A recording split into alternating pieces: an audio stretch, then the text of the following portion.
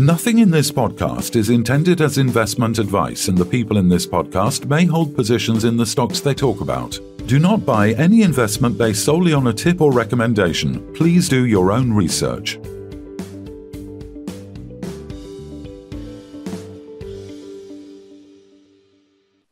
Hello and welcome to the Midweek Takeaway. We're joined by Callum, Sommerton, CEO of Chill Brands. Welcome back, Callum. Hi, Phil. Thank you. So I guess news just out that the company plans to raise $3.5 million and a notice of a general meeting naturally to kind of vote that through. Do you want to talk us through the rationale behind what seems to be a lowball and heavily discounted placing, please? Yeah, absolutely. I understand that this is a bitter pill to swallow. It's a raise that at a level that no one would ideally ever want to even explore, but it's something that we absolutely had to do. It's a raise that gives the company sufficient funds to survive, also to thrive and do some of the things that we've talked about in the past as actually putting Chill on the map. But really, this was a case of, raising funds to keep the company ticking along. If the company did not raise funds at this level and there really wasn't another option, we would be left with part of nothing rather than part of something. It was kind of almost a make or break type scenario decision that you had to make that to keep the company sort of ticking along nicely and for you to come in, I guess, as new CEO to actually steer it in the right direction. Yeah, completely. It's a very difficult situation to go out and raise money at this level. Part of the reason that we ended up at 2p rather than anywhere higher is the structure of the deal. So as part of our listing rules, we're only able to issue a certain number of shares within any given annual period. As a result of that, we had to incorporate, to get the money that the company needs, convertible loan notes, which will convert to equity at the point of the publication and approval of a prospectus. That complicating matters has ultimately led us to raising at a lower number than we would ever have liked to. And so really that is why we're down in the doldrums. Yeah.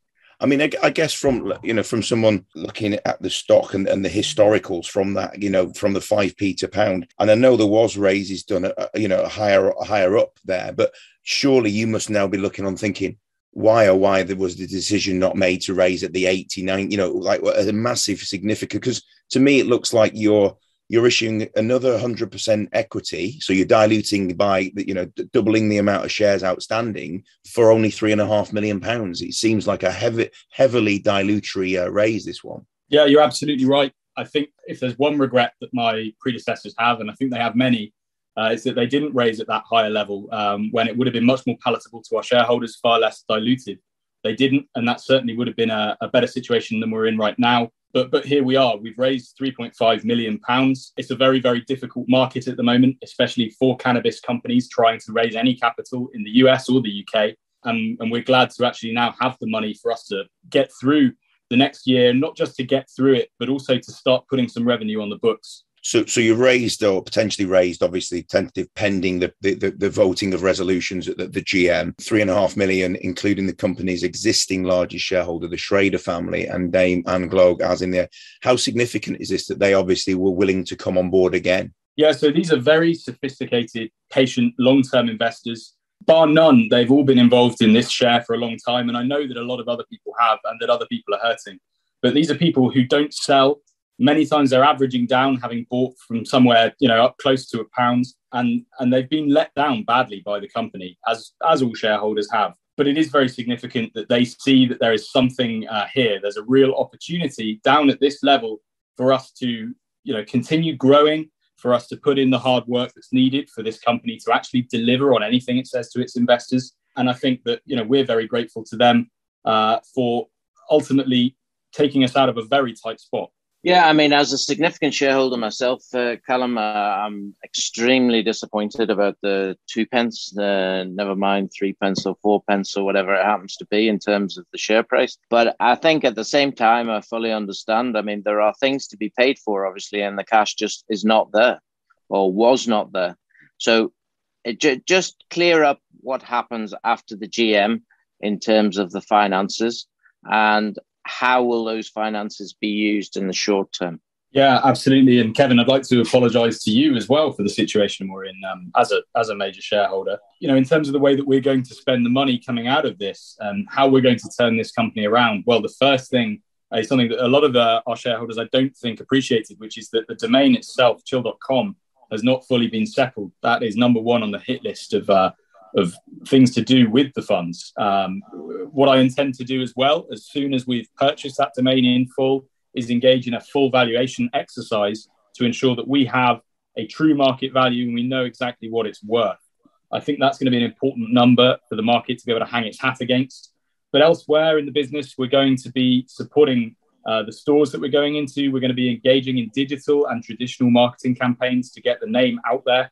And we're also going to be exploring new ways, as I mentioned on the previous podcast, to commercialize our website. And that involves new exciting brand collaborations that we're talking about already. On the 12th or 13th of May, I think it is, you have the GM. And assuming all resolutions are passed, then the money is then released, yes? All of the loan note. It will not convert to equity until such times as a prospectus comes out, but the cash will be in the company. Is that correct? That is correct. What do you think has happened over the last 12 months in terms of the realization of the previous CEOs that this just wasn't working? What has happened? Because I know you came on as like a consultant, as you know, to see what was going on and so on and so forth. So I expect that you've had a bird's eye view of this whole thing as well in terms of what's been happening. Yeah, you're absolutely right, Kevin. I think there's a couple of things that have gone wrong in the world of Chill.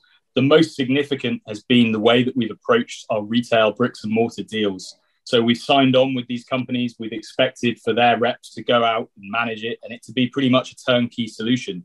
That simply hasn't been the case. And I think also, back when the likes of the ATAC deal and others were being signed, I don't believe there was an understanding in the business of exactly what effort, time, and money it was going to take to make those stores a success. In the stores that we're paying our full attention to, we're seeing very encouraging sell-through rates. We're seeing great consumer reviews and we're seeing continuous orders.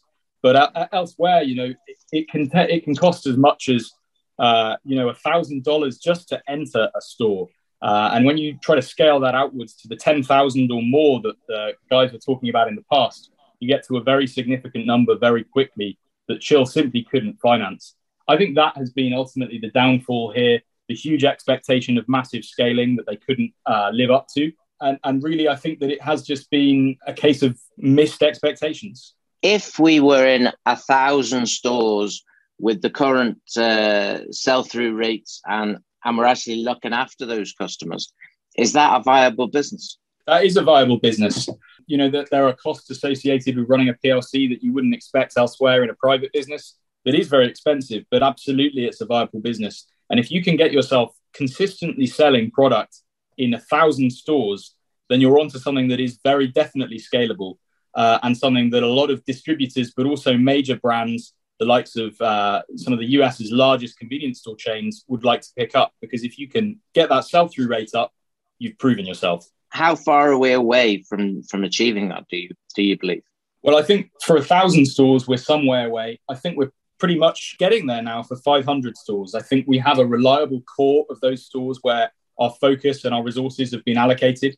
And I think if we can get those delivering consistently and be able to communicate that to the market, then we'll be in a much better position to then go out and do the same again with another 500 and continue that way. It's going to be incremental progress. This is certainly going to be slower than anyone would have imagined 12 months ago. But I think that there are glimmers of hope in the stores that have been given the proper attention. So if nothing else, this proves you have a product in Chill, and ultimately people will buy this product if it's presented to them in the right way. Yeah, I mean, at the end of the day, there are a lot of cannabis and THC, CBD, CBN businesses out there in the market today that are ultimately struggling. Chill has been one of those, and it will be for a while until we can turn this ship around. But what Chill does have is a brand that is accessible and engaging to consumers who don't want something seedy. It also has differentiated products. We sell arguably one of the world's only CBD-infused herbal cigarettes as opposed to a hemp cigarette. And there are ultimately many other product categories that we are already looking into that we can switch on very cheaply should we need to. So we are differentiated, unlike many of our competitors. And I think as long as that can continue, as long as we can execute on the promises we're making to the market, then we will have a viable business and we will have sales numbers to back it up. Just give us a bit of background about Viridian. I mean, Viridian, yes, major powerhouse in marketing, yada, yada, yada. But actually, we've done a deal with them, but we still have to pay them to do what they're going to do on an ongoing basis, I assume. It's not like they're suddenly doing it for free because we've given them part of the company in the past. So, I think people had major expectations about these. So I want you to bring that to reality, if you don't mind. Yeah, absolutely. I mean, I think it's worth saying right off the bat that Viridian, albeit in warrants, have been majorly diluted by this raise as well. Viridian are a US operator. They're very, very talented, very, very well connected in the US cannabis industry. But what anybody who's visited our OTC page will see is that there's not a great deal of volume for Chill as an F stock on the OTC market. That's made it very difficult for us to gain traction with US investors. And I think there's still a case to be made there for us in partnership with Viridian to really get the name out there to US investors as well as to consumers. I understand that obviously the relationship doesn't necessarily appear to have borne fruit at this stage. And we have recourse to our long-term UK holders to raise the funds that we've ultimately needed here. But I think going forward and in future, Chill is a brand that has aspirations to come out the other side of this CBD market consolidation with some success. And I think it's at that point that we'll start to see US investment interest. I mean, I don't think there's much else to say other than it's a breath of fresh air that we're actually getting communication with Chill through yourself, Callum. So this is a real positive. But leave us with what you hope is going to happen over the next number of months within the Chill situation. I think just to sum it up, this raise is a bitter pill to swallow. It's not something that people have ever looked for, and it's not something that is going to excite a lot of people. But at the same time, it gives Chill the funds it needs to survive and also to put the money that is needed into the projects that we've been talking about for so long to actually execute on them for once, rather than to simply spell out to the market that we've signed a big name deal.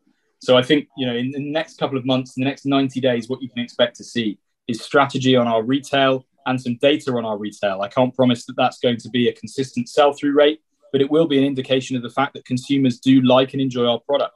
On digital, it's going to be the settlement of the chill.com domain and work on that domain to make it the best CBD or wider functional products marketplace anywhere in the category. That is what we're aiming for. And I think on a wider level as well, the communication isn't going to stop, Kevin. That is what is so important in this. And in situations like the one that we're facing right now, with a very difficult raise having just been completed, communication is all that matters with our investors.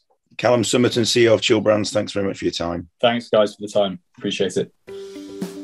This podcast was brought to you by Roast PR Limited. If you would like to appear on a future episode of The Sunday Roast, please email admin@thesundayroast.net.